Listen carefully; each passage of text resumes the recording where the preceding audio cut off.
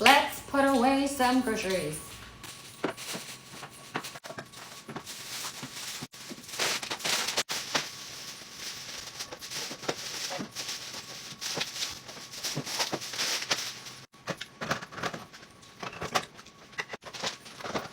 Okay, I also made like my little snacks for the week. I've done the whole like aesthetically pleasing fridge, and it just was not good for saving space at all. Like it was just so extra for no reason. So this is how I keep my fridge.